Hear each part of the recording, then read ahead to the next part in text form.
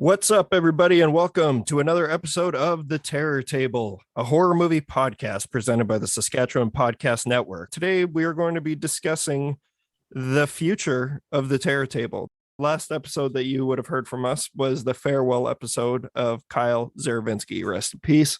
Yeah, he's dead now. He's dead, died in the trap, never made it out. Buzi and I recorded like 45 minutes of an episode, I think last week or the week before. And it was good shit too. Yeah, it was good, but we lost it.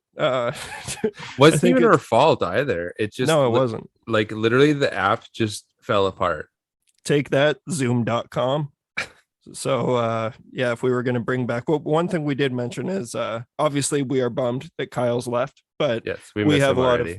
Yeah, I do miss him. But we're going to keep him alive in spirit by bringing back the now dubbed Kyle Zeravinsky Cancellation Corner. It'll always be named after him if we ever decide to bring that back. I guess now would be a good time to bring it back. You made it sound like you were bringing it back. It's like, shit, I haven't thought of anybody I don't like lately. I mean, who deserves to be canceled? Not. We could cancel zoom.com. Well, then, but how they're going to not let us use the site?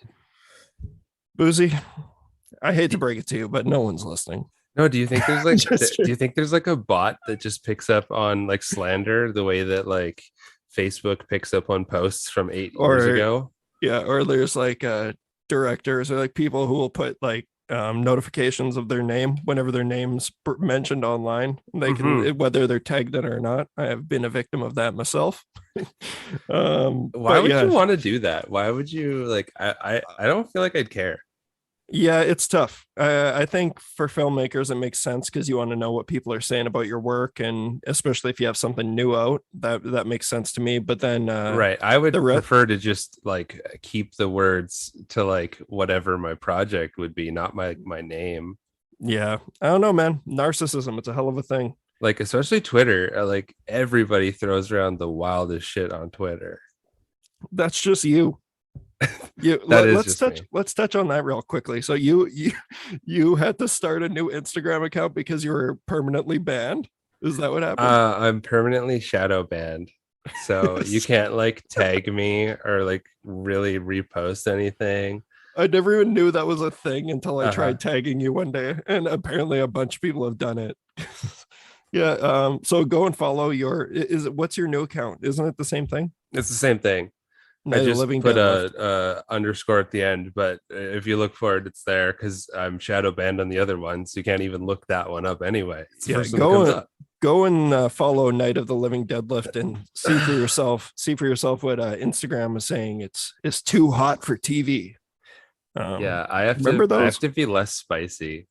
No, don't ever be less spicy. Your Instagram stories are pretty much all I live for. So that's so sweet of you. Also, I do enjoy slandering our premiere on Twitter. That is a good time. For anybody who's like not from our province, like I just need to explain this super, super quick. For International Women's Day, he just posted a picture of himself. And then an hour later had to clarify underneath and go, I'm wearing a purple tie. Like because apparently that's like the color for it.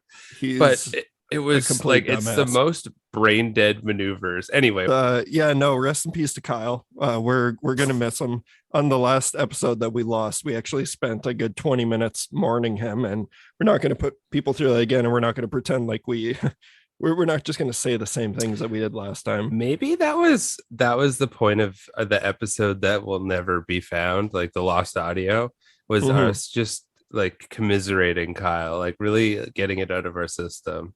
Because we said some really nice stuff that we'll never ever say again. He'll never hear it. Yeah, it was beautiful. Honestly, it was some of the most touching words we've ever put together, and it's gone. Yeah. So, well, I guess on that note, fuck them. We'll continue on. Let's talk. So, what we're going to do this episode is the first little bit here. We're just going to quickly break down for you guys, which isn't all that much, about what we're planning on doing with the show moving forward. And then after that, breaking up. No, we're not yet, but we are talking about we're going to talk about what we have planned for the future of the Terror Table and how the show is going to look from here on out. We have a ton of really exciting stuff planned, and I think people are going to be happy about it, as happy as they can be. But mourning that ass of Kyle Zeravinsky. Like, there's only Like so we much just we talked can about do. his ass like directly after. It's Yeah. like, yeah, Kyle's gone, but like that ass. Also, yes, we have some really cool people who people will not be expecting, but they're No. very cool.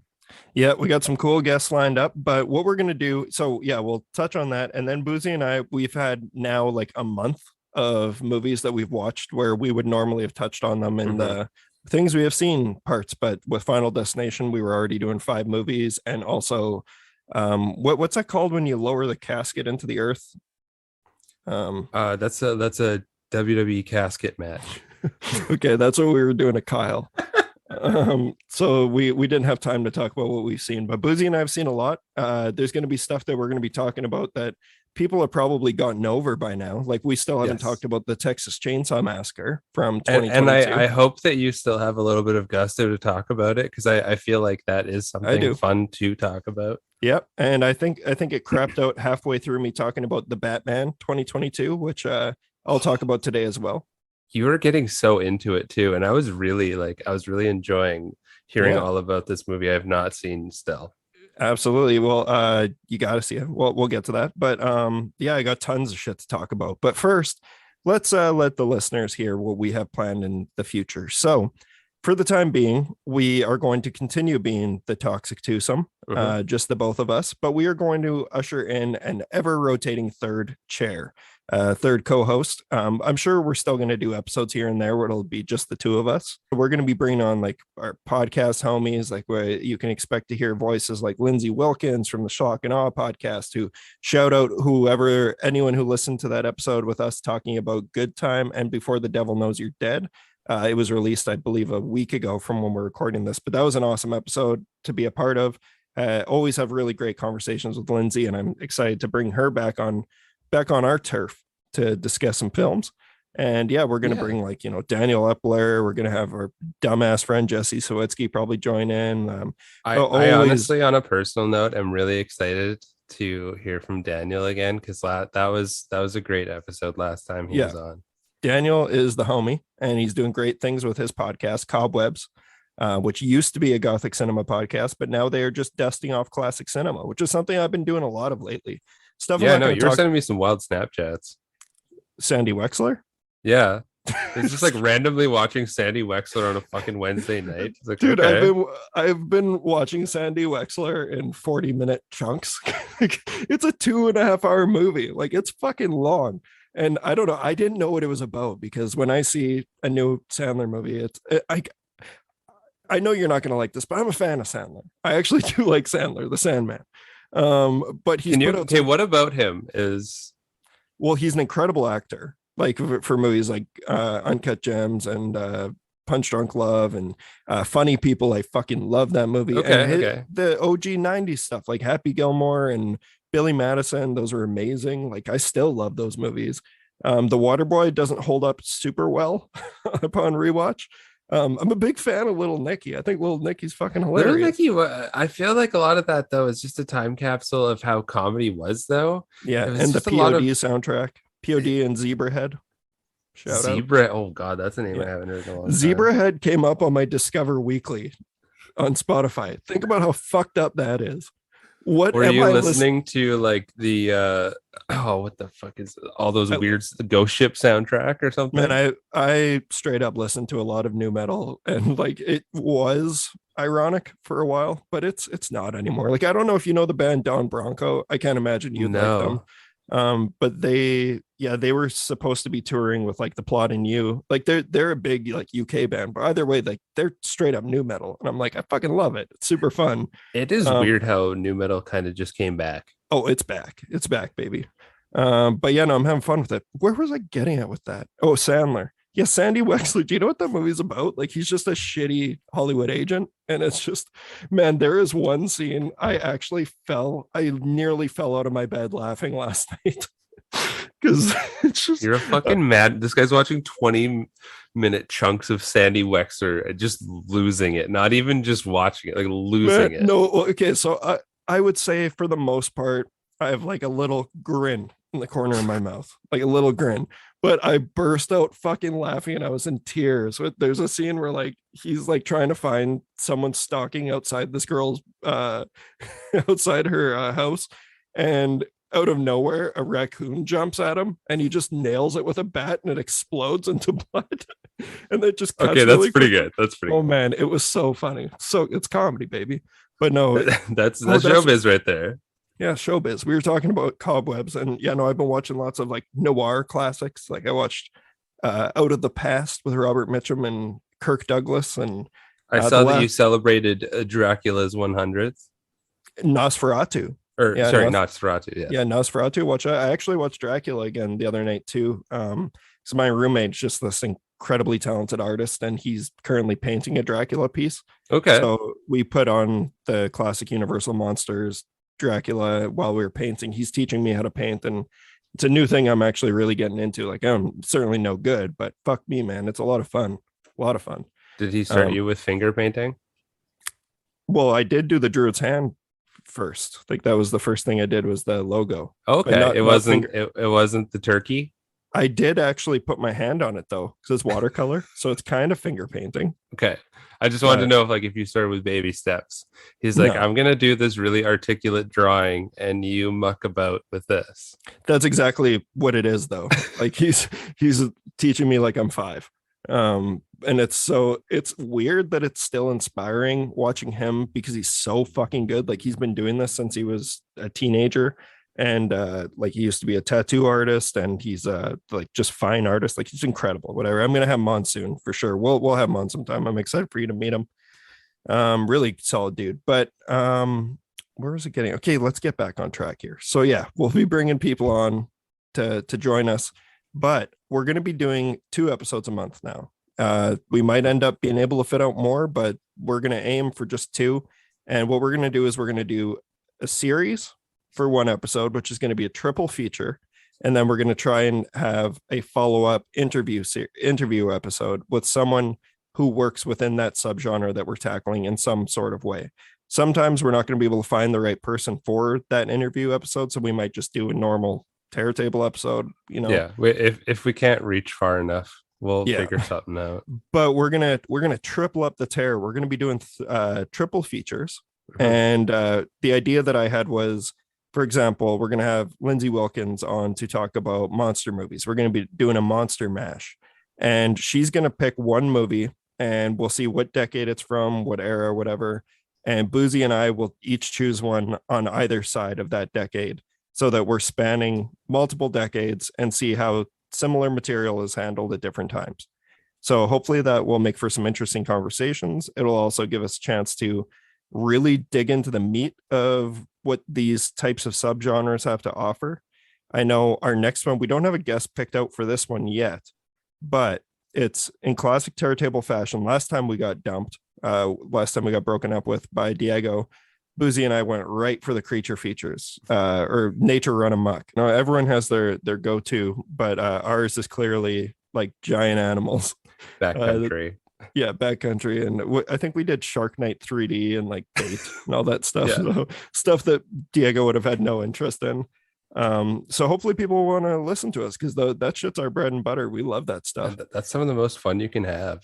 Yeah, I mean, personally, I feel like maybe I'm a little biased, but yeah. So we don't have this one will be a little different though. We already have the 3 movies picked out, and so you cool with me announcing that right now, just so people have time to check them out themselves. And while we find a third guest or co-host for that episode, we're going to be doing 3 killer crocodile movies that were all released in 2007.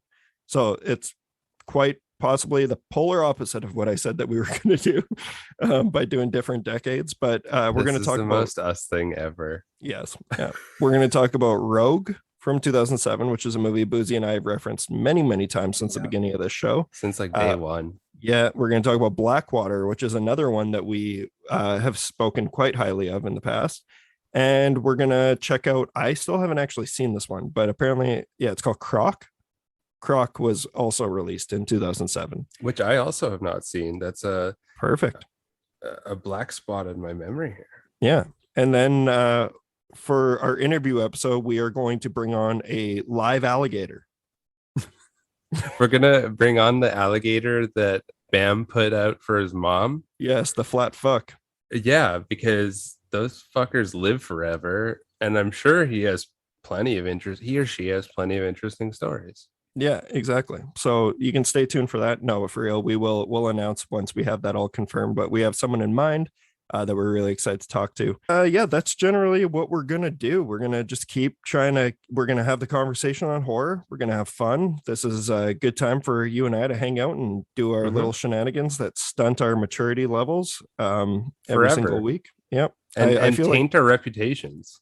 absolutely, and that's just something I'm really in the market to taint my reputation right now. So figure this would be a good time to do it. But yeah, so that's going to be some fun stuff that we got coming up. And who knows if this is a colossal failure, maybe we will do a Much Music BJ search and put some feelers out for a third. Fun.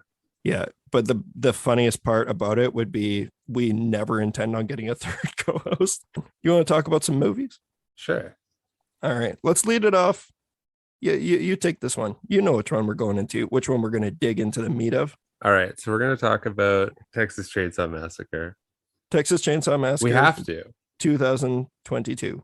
Yes. It's so funny. We're so late on talking about it. It we've already witnessed the entire ebb and flow of how the internet works. It came out, everyone is kind of excited for it. Everybody shit on it, and now it's gone. Yeah. I wouldn't say everybody shit on it, but the odds definitely weren't in its favor. I won't say everybody shit on it, but it was I saw a lot of, I guess overall, before I talk about how I felt about it, is I did feel like there was a ton of negativity to it. Absolutely. Which I don't feel like it deserves. All right. So right out the gate there, we got Buzi is a fan. Yeah, I thought it was fun. It was gruesome. It did some cool stuff. The story isn't anything interesting that we haven't already watched in Halloween, but or any other done in so many other franchises at this point. Just reference as a recent thing because Halloween got shit on for the exact same thing. It was I saw a Letterboxd review or someone said, "Hey, this happened to my friend Lori a couple of years ago." That's actually pretty good. So it's the return of Leatherface. So after nearly 50 years of hiding, Leatherface returns to terrorize a group of idealistic young friends who accidentally disrupt his carefully shielded world in a remote Texas town. The film was co-written by Fede Alvarez and Chris Thomas Devlin.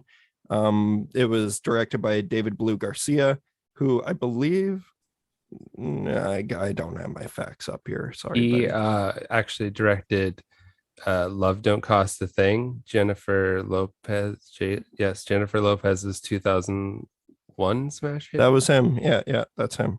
Yep, that's him.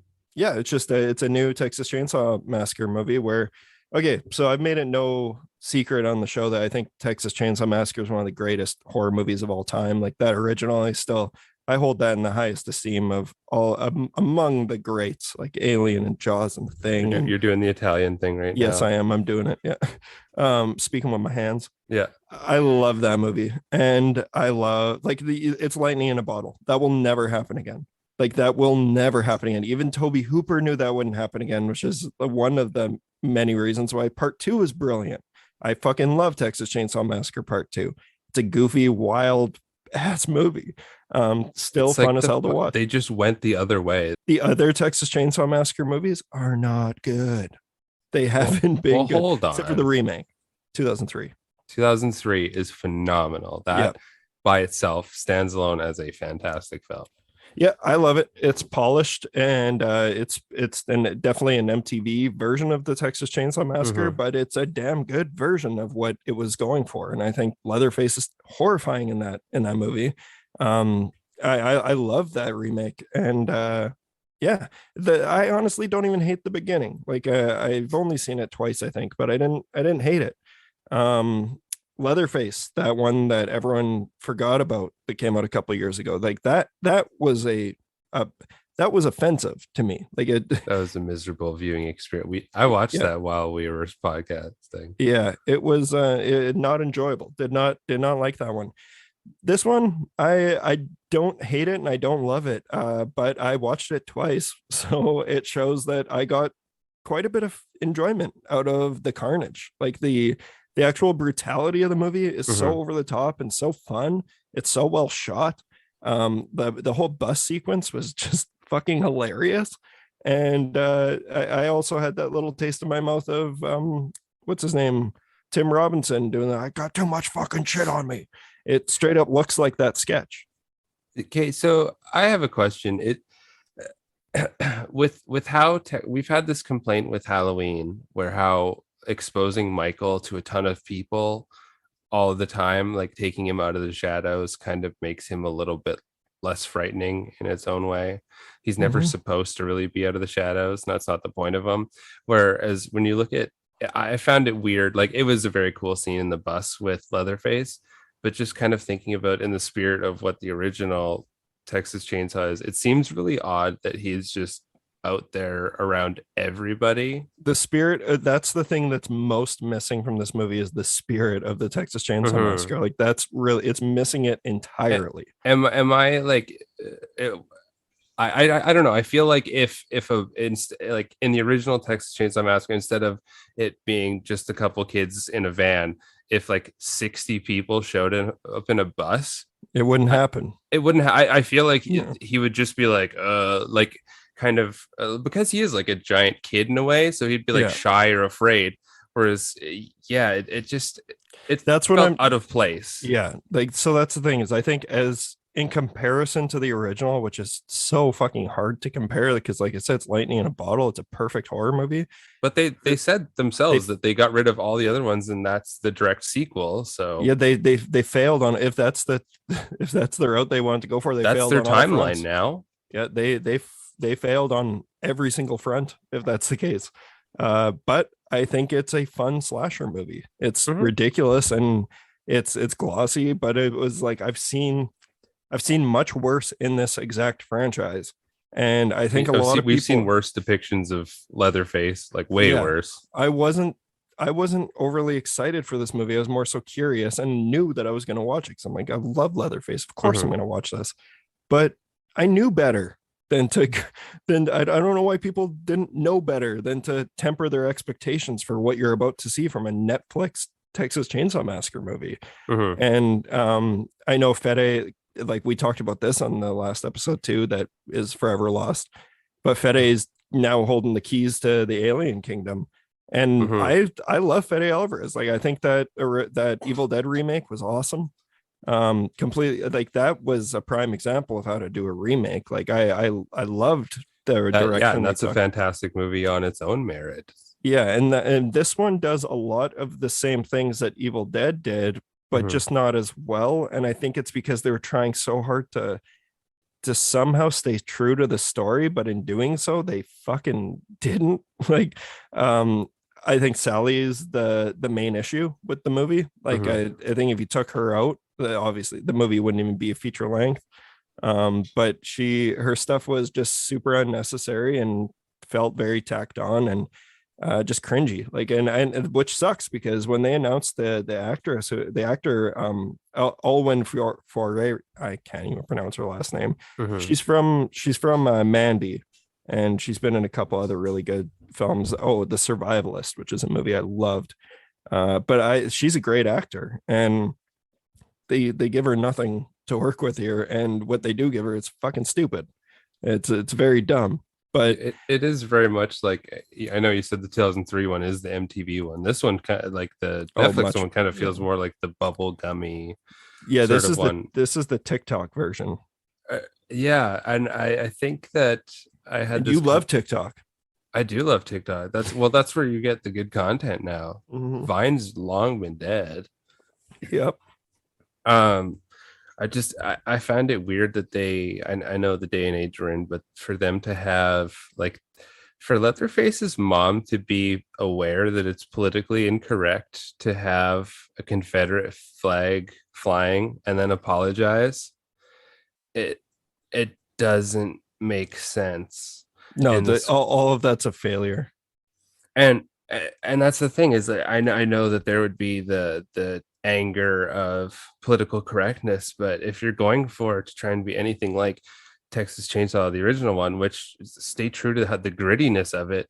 And I mean, not that I'm like, hey, why isn't there racism in this movie? It's just there was multiple things in this film where it just these characters felt like they were written by people today for those characters back then, where it's looking at it through the lens of how different everything is now and trying to make these characters fit into these pieces they can't be. Yeah. You can't have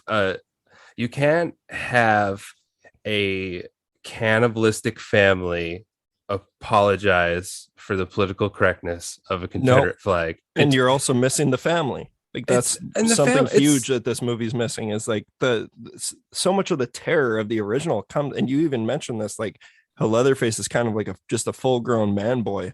Yeah. And how I've always viewed him is he's like a unhinged gorilla who doesn't know how to handle the skin he's in.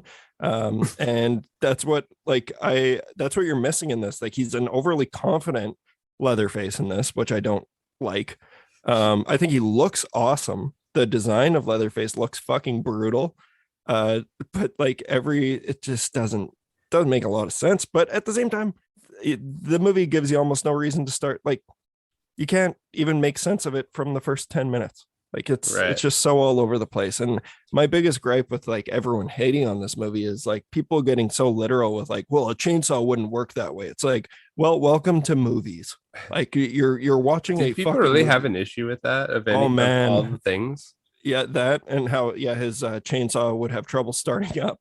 And but the only one, who gives a fuck? Like, and how a chainsaw wouldn't cut through a person that way. And I'm like, honestly, if I were to ever make a Texas Chainsaw Massacre movie, one thing that I would really want to do, or if I could talk to someone who's going to make one, is it would be pretty awesome to include one scene where the chainsaw's realistic and it's like taking forever to cut someone's head off and they're like still alive and it's just grueling and it takes like 5 minutes, and just make it super over the top. I'm pretty sure there's websites that show things like that if you really want. Link me, please. I'm all for social commentary in horror movies. That's that's nothing new, but the social commentary got missed. So it was so messy. So messy. And like the movie itself, you just can't take seriously enough to care about whatever kind of statement they're trying to make. Right. But at the end of the day, like I said, I feel like I'm sounding more negative on it than I actually feel about it. I've honestly already forgotten about it.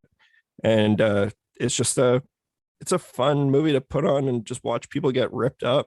Like this is so much better than Texas Chainsaw really 3D. Good, I think we mentioned is anytime there's actual violence happening, it's great. It looks great. Leatherface is very imposing, but at the same time, he does feel kind of like an NPC the whole time. Like, when he cuts off his mom's face or whatever. All that felt like he was just an NPC. Is just like, I have to move to checkpoint here, do this, checkpoint there. I don't know. I know there's different ways to create urgency with Leatherface besides doing that. I knew we were in trouble when they were going the Rob Zombies Halloween 2 route and putting him in the back of the ambulance, and he's got the super strength to rip a guy's arm in half and stab him in the jugular, which looked awesome. Just tell him that like there's no room. He has to stay. Does he have the Bane venom? Like how is he able to see, I'm right away sounding like one of those idiots who's looking for logic in this. I have to pose the question. Okay, so other than that, I still think it's a decent film. I'm assuming that there's going to be a sequel based on how it finished.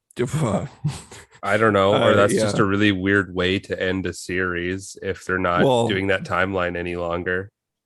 I'm pretty sure it was watched a lot. So it was the second most viewed in Netflix next to history. Sandy Wexler. Next to Adam Sandler's classic Sandy. Yeah. It wasn't even the original run of it. It's when they just premiered it on Netflix. Good God. I have a question for you though. Yeah.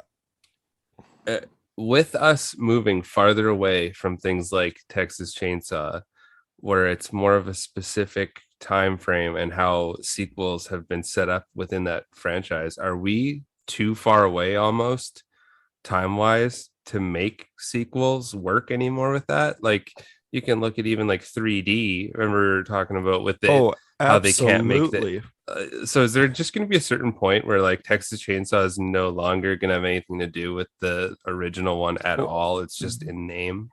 they'll probably just have to do what they did in 2003 and entirely reboot it again. Like, Hmm. which, kind of has to be the play at this point because you can't have a 70-year-old Leatherface. Yeah, like and I know people are saying everything like the same with how like Michael is. Like Michael's what, 60 some.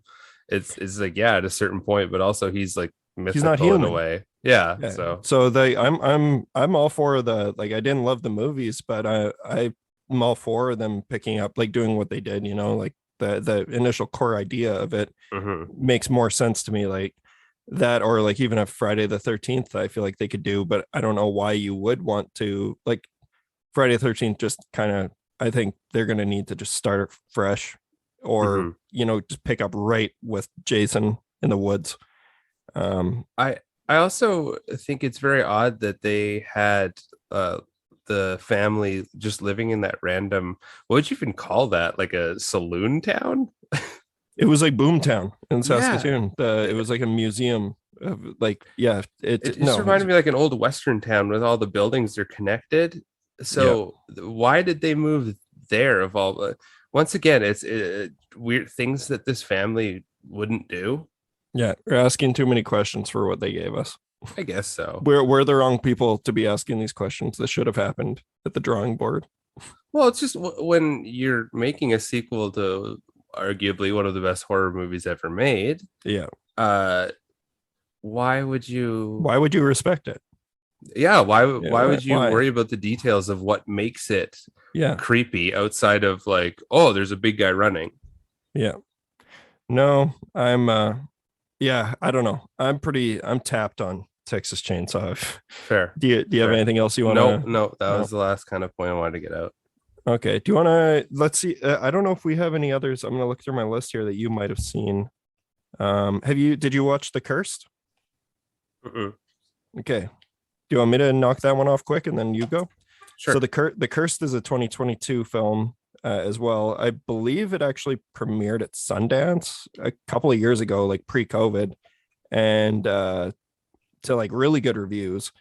This is a werewolf picture that is now been released wide, and I've been really looking forward to seeing it because, we love werewolves, and it's a time period sensitive 19th century France werewolf film that feels a lot like a like modernized in the sense that it's made recently, Mhm. Hammer film. Like, it has a lot of Hammer isms to it, but it's, at the end of the day, it's a really, really brutally bleak and depressing film that some That people sounds great. confuse. Yeah, some people confuse that for boring, but I certainly didn't find this one boring. I think there's a couple parts where I was like, I was just into the aesthetic. I think the movie looks really good. They have some really incredible practical effects in this thing, but it also has some VFX that I didn't like looking at. But the movie itself, like, I thought it was fine. I liked it a lot more near the halfway point of the movie. I was really, really into it, and I think I just liked seeing how someone was making a movie this nihilistic, because that's kind of my thing. Like, I really like really depressing films, and this one really checks off a lot of those boxes. But it's been one I've been wanting. I want to watch again, and I'll probably report back after I give it another watch. But the violence in this thing is just fucking vicious. It's brutal, and So does it feel how am I gonna put that? With it being like a timepiece, does it feel right to be in that element? oh Does yeah, it, it's yeah. definitely, yeah. That's probably the best parts about the movie is its authenticity to the time. At least from what I took away from it. Hmm. Uh, The Cursed is one of the worst movie titles I've ever heard. Maybe it's got to be one of the worst. And of course, that was a studio thing. Like, it was originally titled Eight for Silver, which is a way cooler name. Hell, that is Um, a very, that's like a westerny, like you yeah, it's feel it. awesome. Yeah. Yeah, I love that name. But yeah, they changed it to The Cursed. It is about a curse. There's gypsies, and silver teeth, and I don't know. I'm going to be interested to hear what you think of it. I would Oh, temper, it's 100% on my list. yeah, I would temper your expectations of what a werewolf is to you, Mhm. uh, Mhm. which I think could be something that might end up turning you off. But the movie had enough going for it that I want to watch it again. Like I watched it after work one day, and it was a really exhausting day, and my brain wasn't fully there. I guess it never really is, but it says something that I want to already look at it again. And I've been wanting to watch it with my roommate because he's in the art department and does that kind of stuff, like builds sets and does all the set dressing and aging of walls and stuff like that. And I find that stuff, that's one of my favorite parts about filmmaking, is how you can turn somewhere into something completely different from a completely different era. And this movie really succeeds in that. And I think Boyd Holbrook is a badass. He's in this movie as well. He's in that the critically acclaimed Predator sequel remake that Oh, came out a couple of years yes. ago. That delicious piece of cinema. Love that movie. So good. Do you People remember gotta any of the lines from that movie? uh, Boozy. I've seen that movie 100 times. Yes, I do. Yeah. Oh, I love that movie. It is pure cinema. But yeah, so that's the Cursed. I recommend checking it out, especially if you're into period pieces and stuff like that of gothic nature. It's worth a look. It's not certainly nothing that's going to be like the end of the year. I'm not going to be like, this is the best movie I've seen this Right. year. I have another one to talk about today, however, that is going to be one of those contenders. But yeah, that was the Cursed, or the better name, Eight for Silver. Boozy, you want to tell me something you watched? Yeah, I feel like I have a great tie-in for this. So this is a somewhat recent on the werewolf front. This is more of a fantasy movie than it is a true horror movie, but it fits really well. It's a Portuguese movie called Good Manners. You can check this Ooh. movie out on Mubi, actually. So Mubi finally came in handy. Wow. Shout out Mubi. Maybe we can Yeah. bring Mubi on since Kyle's off. Kyle's out, Mubi's in. So this is basically kind of a fantasy gothic film about a mother who's raising a child who's afflicted with a curse, and kind of just how she goes about that while also trying to have a job. And it's a very interesting film. Wait, it's I know. called Good Manners? Yeah. Is it something else since it's in Portuguese? Because like I can't find it on. Type in Good Manners 2017. Okay. You'll find All right. it. Um, I'm just trying to see if I didn't have the it's Portuguese as boas maneiras. Yeah, good try. Good try. The effort's there. Yeah. But yeah, I would definitely recommend people check out this film. Uh Oh it damn. yeah, 96% on Rotten Tomatoes. it is very cool. Like it's fairly light on the horror. There's a couple scenes. They have some cool animations and special effects in it. So yeah, I love the overall a posters. little bit dark too. It Yeah. has some fairly dark moments to it. So I think you definitely like it, Mitch. Yeah, it looks like something I would like. Yeah, no, that's jumping right up to the top of my list. This looks awesome. Cool. Do you want to knock off another one? Yeah, I'm gonna knock this one off really quickly because it's more about the service than it is the actual film. So a couple weeks ago, I checked out Terminator. I haven't watched Oh Terminator yeah. in forever, and Terminator's on Tubi. Is it? Yeah. So Damn if you. there's not like enough reasons to Yeah. check out the free Tubi, we need a sponsorship from Tubi 100%. Like I said a million times, they don't make any money. Or if But they do, I bet I'm sure they do have ads and stuff like that. I feel like it's weird that people don't know that you can just go on Tubi and watch Terminator. Yeah. Or Like, Texas Chainsaw Massacre. or Texas Chainsaw Massacre or Black Christmas. Yeah, there's some amazing movies on Tubi. Some dog Anyway, shit on Tubi, but yeah. Just kind of going over Terminator. I hadn't watched it in a year or two, but once again, fantastic. It is a slasher film. yeah, it's a straight up horror movie, man. It That is, that and first that's one kind is, of the best part, and why I yeah. think I like it more than T2 now. The more I've watched it, Yeah, that's just a conversation I always try to avoid because I love them both. Like I Well, love and I've been convinced it's turning into like an alien conversation. totally. Yeah. Anyway, I And for just the wanted to same say that reasons. check out Tubi. Yeah, Terminator's check on out there. Tubi. Terminator Tubi.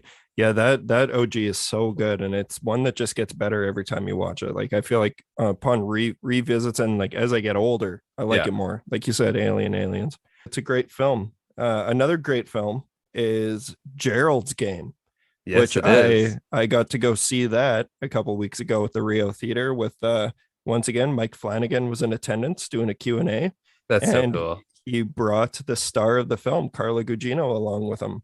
And so she was there and spoke. They both spoke with the audience afterwards. That I had seen that movie twice when it came out. I really enjoyed it.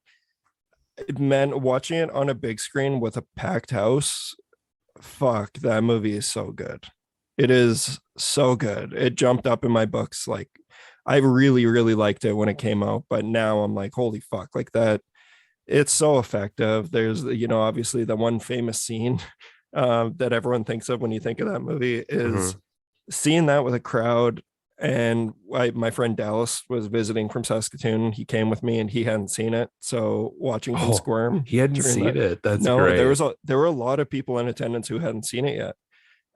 Which is, I think this is happening with a lot of Flanagan stuff, is like you see so much praise for the guy, but he's still like he's not hitting those numbers on Netflix. Like I know Midnight Mass was generally considered a like a it wasn't watched a lot, and the same thing happened with Doctor Sleep when it was released. Like so many people don't even know that that movie exists, and I've loved everything that he's done. But yeah, Gerald's Games jumped up in my books, and it was awesome listening to them talk about it. You can just type his name into any podcast format and you'll find an interview with him where he'll probably share similar stories. But the stories from the set were really interesting. Super nice guy. She was a delight to watch and interact with the audience. But mainly just giving people another. If you haven't seen Gerald's Game, give it a watch on Netflix because that movie is just pure tension. It's so well done. I'm pretty sure. Is there a physical for that? I don't know if there is yet because I'm Because pretty I know sure. that like a bunch of that stuff that's come up through Netflix, they never make physicals for, which is very frustrating. Yeah, it is because there's a couple on there. Like I would like to own his house. That's one because I want the special features, baby. Yeah, Like exactly. that's what I want. But yeah, no, yeah, Gerald's Game. So it's awesome. So check that out. I'll just quickly tack this one on because Sure. you haven't seen it, and I think it's another one that people are probably tired of hearing about at this point. But I did see the Batman. People The know Batman. I'm a big Batman stan. I'm a big Robert Pattinson stan. Um, Paul Dano, Zoe Kravitz, Colin Farrell. Fuck, this movie is just stacked to the brim with stars. And yeah, it's fuck all of y'all Pattinson haters. He's awesome. He's great in this movie. This is I know there's a tons of memes going around about it. Oh, it's like, in the year's this, I'm seeing a dark, gritty Batman. The year's this, I'm seeing a darker, grittier Batman. And it's 2022 and it's the grittiest Batman yet, which is all true. But this is the first time that I feel like they've handled Batman in a detective sense very, very well. They're leaving the theater, I was ecstatic. Like I loved it. And when I talked to you the day after, and I was still riding Mhm. high on it. I love the movie.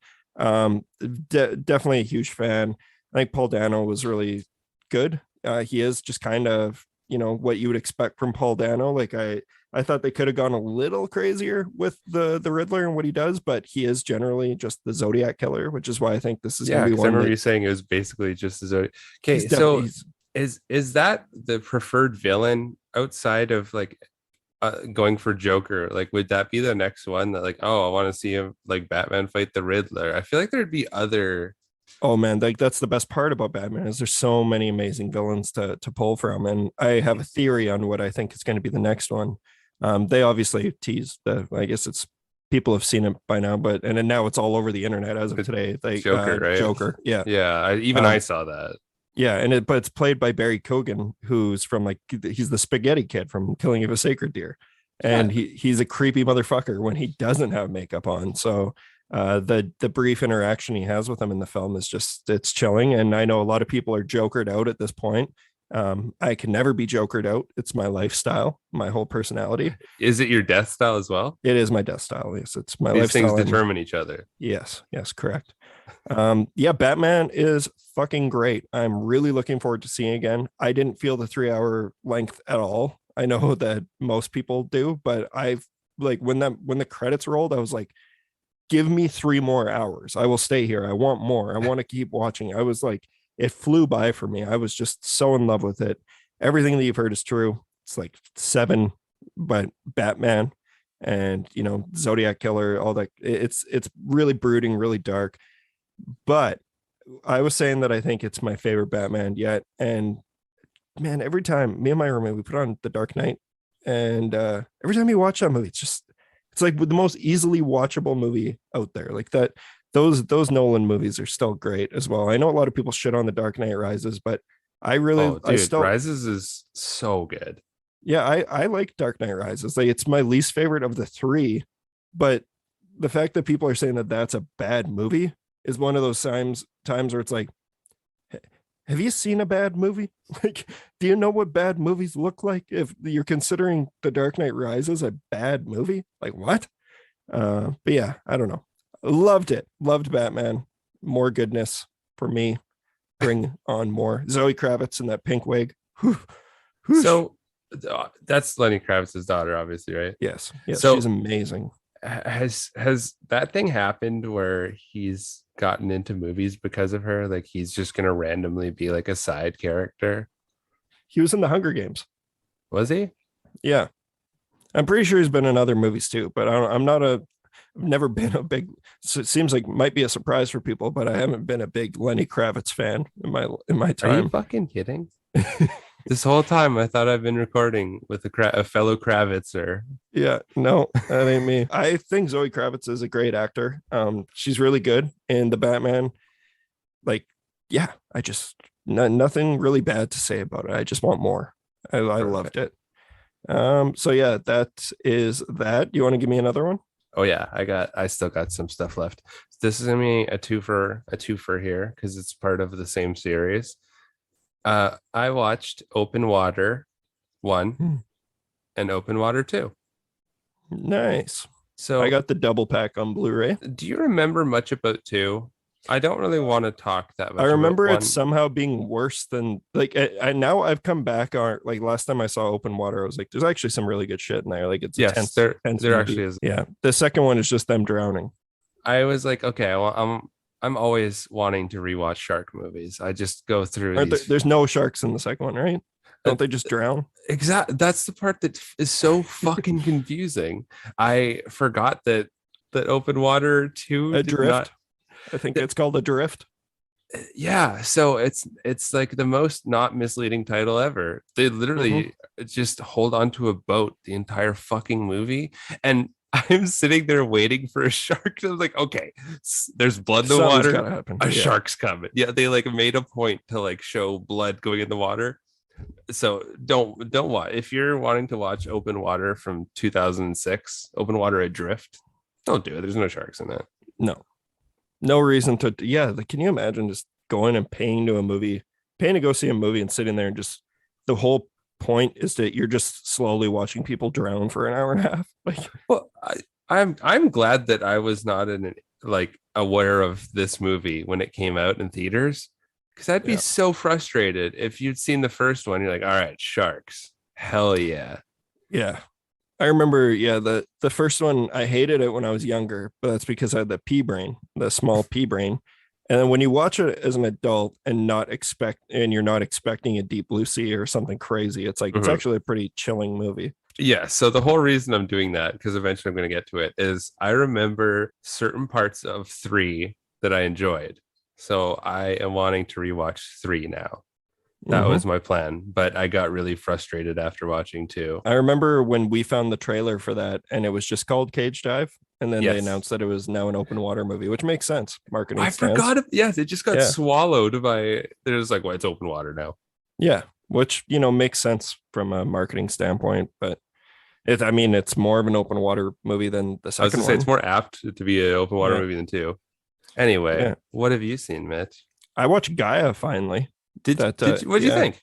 I really liked Gaia. I thought Gaia. This is a eco-friendly movie or eco Eco horror. horror. Yeah, it's one from, I believe it came out last year, yeah, 2021. An injured forest ranger on a routine mission is saved by two off-the-grid survivalists. What is initially a welcome rescue grows more suspicious as the son and his renegade father reveal a cultist devotion to the forest. Watch this one with our pals Jason Hamill and Lauren Carr. Big shout And outs. yeah, Lauren's a big fan of eco horror, and Jason's just it's Jason, and we sat down to watch this thing, and man, like this, it's very beautifully shot. I think Yeah. the setting is really solid. If you're a fan of The Last of Us, you're gonna feel like there's a lot of familiar stuff in there, but to me, it's not a bad thing. I thought like there's the creature effects in this movie were I fucking think I awesome. think that kind of helps it because for the most part, people are like, "Oh yeah, that's a clicker." The mushroom people. Yeah, They're mushroom people, and like just call them call them as they are. But yeah, it's on Prime Video, and I really dug it actually. I like these survival stories and these how people are gonna make it without any kind of assistance or help in the middle of the wilderness, and this movie does it very very well. what And did you think of the beautiful ending?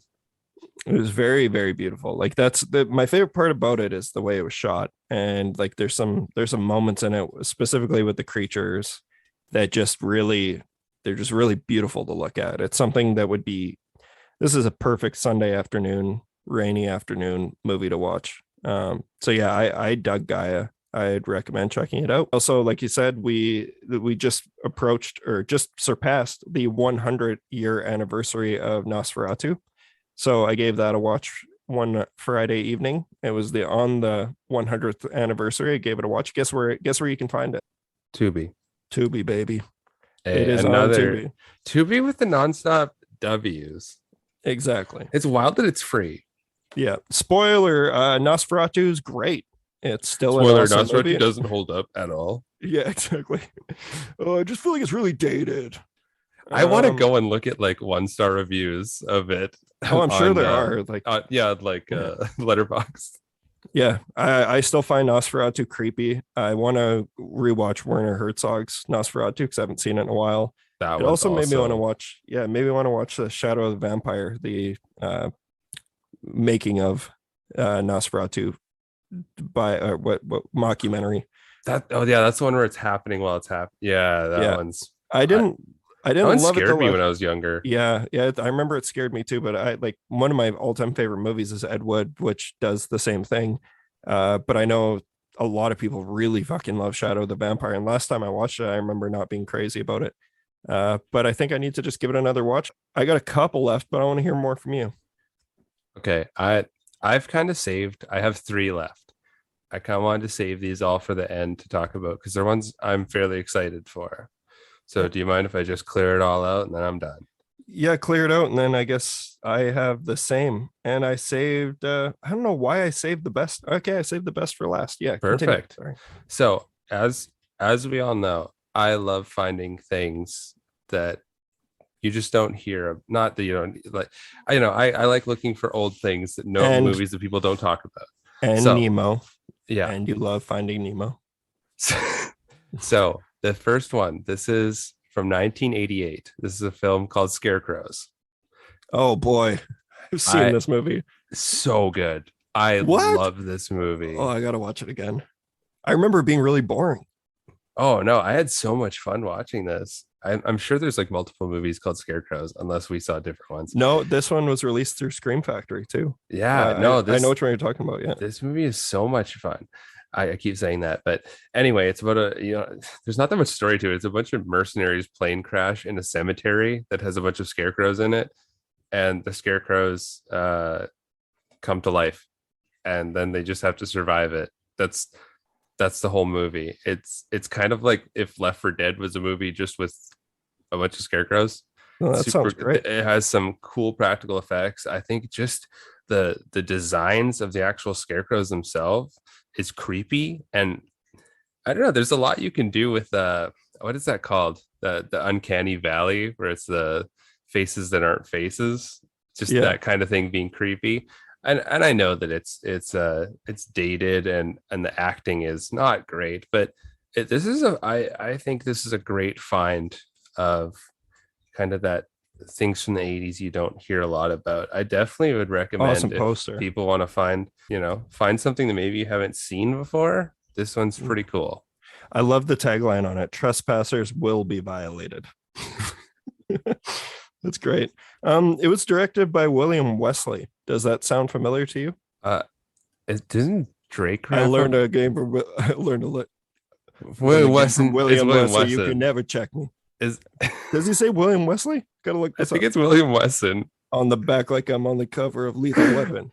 Back to I'm back, glad like I'm I Jordan 96, 97. Whoa. I'm glad I'm not the only one who thought that, because the whole time I'm like, there's no way Drake would rap about the guy who fucking directed I learned Scarecrows. I learned a game from William Wesley. Okay, well, shout out Drake. He needs it. I hate that I know the correct lyrics. Yeah, I think you're the only person I know who would pick up on that right away too. Yep. So Okay, and this is the other find I have, and I've heard about this film before and had just never seen it, and finally got around to checking it out. I checked out 2013's Europa Report.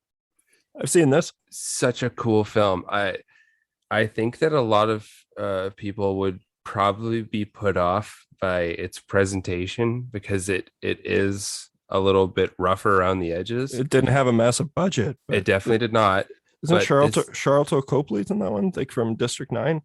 I think he's yes, like he is. This film is so good at keeping invested in this story. This, like, it's so ambitious, and it uses a bunch of different tools to tell this story, and it does just feel like such an ambitious film. And you wait for the ending, and I think the ending is a total payoff for this. I think there is definitely, it's not for everybody. I remember really liking it. Yeah, It's a good sci-fi horror movie. It is a very cool sci-fi horror movie in the same kind of vein of like Last Day on Mars. Not to the same extent. I liked it more. I remember they came out around the same time, and I remember liking Europa Report more. Yeah, I don't know. I think a sign of a cool film, or and something that has a little bit extra, is something that you still think about. And I still think about the ending of this film, and kind of the story it was telling, and the magnitude of the very end of it. It was in a weird way very bittersweet, and I don't know, I really like it. I kind of want to watch it again just for some of that stuff. It has a very cool story that ramps up towards the end. Yeah, it's got a really good cast too. Like, not all people who are big time or anything, but what's it called? Yeah, Charlton Copley, who I really enjoy. Michael Nyqvist, who plays in the original Swedish version of the girl with the dragon tattoo. He's Mikael Blomkvist. Mikael Blomkvist. Should I do it?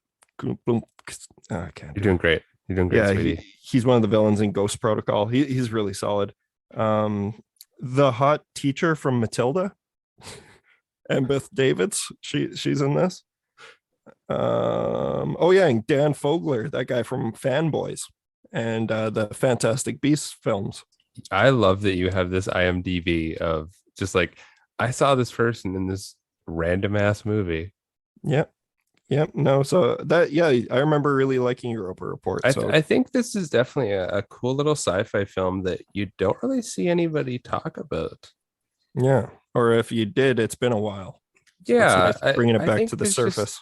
Something very special about it. And I have one last thing, which I'm still not finished. It's actually a TV show. I'm right in the middle of it, and I didn't really know it existed till I started watching it. Is Black Summer. Yeah, I've heard about this one. Yeah, it is on Netflix anthology zombie film or TV show. Is it an anthology? It's like clips that intersect with each other. Yeah, it's which is basically what an anthology is. Yeah, it's really cool. It's all these stories that carry into each other, and you see little pieces of these characters. And I think that this is the kind of thing that, like, Walking Dead should have done this to freshen themselves up, to do kind of these little one-off things, because this is all the cool stuff that you kind of want to see without having to invest all your time into characters constantly doing the same sort of things. It gives you these little blips of people just trying to survive, or and some of them do nefarious things in these Mhm. little sections. And yeah, I think at this point, with kind of how much zombie stuff is out there, this is honestly a great way to digest it, because you don't have to commit that much to each character. Yeah, cool. Because yeah, like Um, obviously this is it's a zombie show. It doesn't break the wheel in terms of what these zombies do or anything. It's just kind of cool to watch, and they spend a lot of time going through the human nature side of it. And yeah, I would definitely say it's kind of refreshing to see for a zombie show, honestly.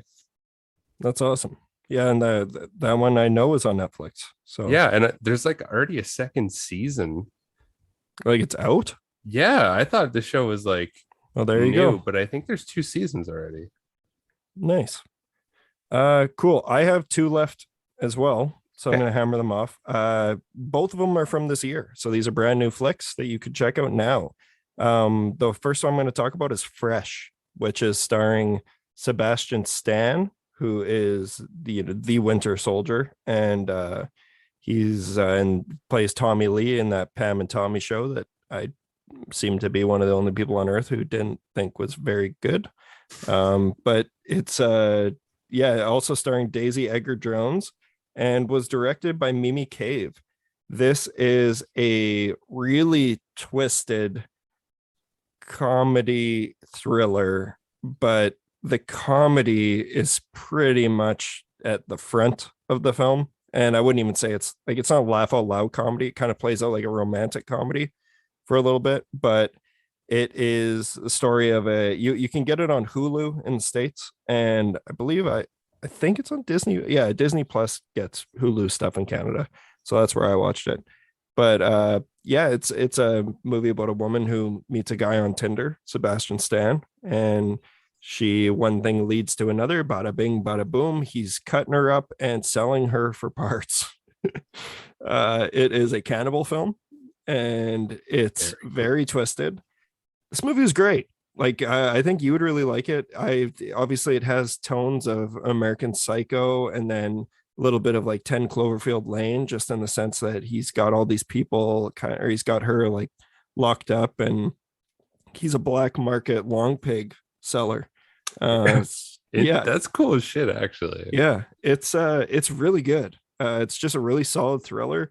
Definitely recommend checking this one out. This is one that pretty much I will say, like, I love Hannibal Lecter. I love like Silence of the Lambs. I love Ravenous. I'm totally cool with cannibalism.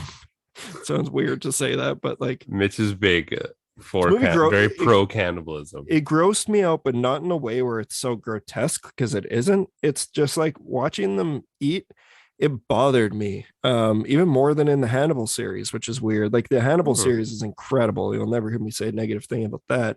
But it's when they're just there's something about this one that just really got under my skin.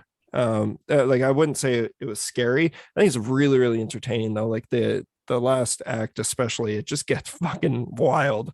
The energy is just all packed in, and yeah, I really liked Fresh, so I recommend checking that out if you haven't watched it yet. I thought it was a pretty cool flick. Okay, and you said that had some comedy in it, Yeah, well, like that's why when I start watching it, I'm like, because it says that it's under horror, but right? I'm like, I started watching, I'm like, oh, this is one of those times where they're saying like fucking Doctor Strange 2 is gonna be horror. Where it's like, oh, there's gonna be like one part that's kind of horror-ish, but no, it definitely turns into a horror movie.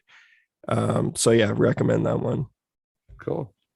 Last one I'm going to talk about is the highlight for me. I went and saw X on Tuesday, which is the new film from Ty West. I've been seeing a ton of hype about this. Yeah. So this is the new one from Ty West, the man who gave us House of the Devil and the Innkeepers and Sacrament. You can also see him get an arrow to the forehead and You're Next. He's one of the actors. And this is his, I guess, return to horror, because he did a spaghetti western with John Travolta and Ethan Hawke called In the Valley of Violence, which I didn't think was very good. But yeah, he's back in the horror trap, and boy, did he create a fucking enjoyable movie. this Yeah. this movie is awesome. I loved it. Me, Jason, and Lauren went to it, and we had a blast. This was one of the best theatrical experiences I've had in a really long time. I have a thing about taking Jason to movies because he tends to laugh at things that aren't funny and or aren't supposed to be funny. But there's one He finds moment, humor in the little things. yeah, or like I don't know, like he just doesn't get as wrapped up in like the tension unless it's really really good. Like it takes a lot to get. That's why I think it's always special when, like in Antlers, like it really got under his skin, and he was pretty quiet in that movie. But there's one moment in X that Jason let out the loudest fucking most obnoxious laugh, and I was like, oh my god. Like I was, for a second I was embarrassed, but then the entire theater erupted, and it was like, that's where the movie's really funny. It's just something I wasn't expecting going in. There's some hilarious moments. It's a slasher movie set around, like, it's totally homaging, like, and by homaging I mean like he recreates certain scenes in the Texas Chainsaw Massacre, even if they're just minor little shots. It's got that grime, that feel of Texas Chainsaw Massacre. He's clearly heavily inspired by it. uh and it's just crazy. It's wild. Everyone in it is so good. Mia Goth is tremendous. Brittany Snow, I've been waiting my entire life to see her boobs, and it happens. You see them, all the pent up years of being Was in it love worth with the her. wait? Oh my god, being from the John Tucker Must Die era. Like I was so in love with her in high school. I've never fallen out. I've always been there. But Well, yeah, you she can was die happy now. yeah, she's tremendous in the movie. Kid Cudi is in this movie, and What? he's fucking awesome. He's Does he very, hum very at all? no, he doesn't Damn. he humps because Oh he's my the god. male porn star. It's about like a group of adult entertainers, adult filmmakers going to, they find a spot to shoot their latest picture, and Kid Cudi's the dong. Like he's Do banging you see his Brittany dong? Snow. And no, you do see some dong though. Yeah. There's something for everyone here. There's some slanging. There's a flat fuck in this thing, Boozy. Like Okay, that's there's the part that confused me. It's like if there was a you're like, gator film, I'd know about it. yeah, no, you just got to go and see. People who have seen it are now probably giggling, thinking about. I don't want to spoil anything. I'm not going to spoil Please anything for don't. you. Just go and see it. Owen Campbell from My Heart Can't Beat Unless You Tell It To, Mhm. and Super Dark Fantastic. Times, and The Americans. He's so good. He steals the show for me. Like his character is so fucking funny. He plays the DP, and he's like wanting to turn. He's like, the difference between the porn he shoots and everyone else's, he makes it cinema. Oh, okay. Yeah. Oh, He's playing off that character. I love yeah, that. it's great. I loved this movie, and ever since I left the theater, I just love it more because I just think about little things from it. I'm like, it's nothing groundbreaking by any means, but it's just a fun fucking horror movie. It's a fun slasher, So it's a and good return for Ty West. absolutely, that it's tough to like. I think this is probably his best movie, which is saying a lot though, because like I love. It's so tough because it's so different from The Innkeepers and House of the Devil, but it's really solid, and I'm just so happy that we got this as a wide release film. Like it's an A24 picture, and yeah, I loved it. So A24 still has not dropped the ball. no, yeah, so I'm looking forward to seeing that one again, because I really want to watch it again. I just had so much fun with it. It's such a horny movie though. Like just be warned, if my whole Brittany Snow's boobs thing didn't warn you. It's a horny ass movie. And I love knowing that John saw it with his son. That's a great father-son bonding Yeah. experience. Well, he was talking about, he's like, well, he's 18. I was like, Gavin's 18 now. Like I didn't even, the time Holy flies. shit. Yeah, it's wild. But yeah, so he got his yeah, I don't know. It's a great movie. Go see X. X is awesome. That's everything I got this week. All right. I think we covered just about everything. Yep, I think we did all right. It'll be fun getting back into the swing of things. We are recording an episode this Sunday, Yep. which I know people Right after church. yeah, It won't mean but anything to anybody because it'll well come out then way after that. Sunday means nothing to them because this is going to come out probably after that Sunday. But Yeah. we'll have another episode fresh off the press for you, with a really exciting guest. Yeah. And I guess I'll just say we're going to be talking about Fright Night and the remake Fright Night 3D, starring Colin Farrell and Anton Yelchin, Tony Yeah. So Collette. get ready for that.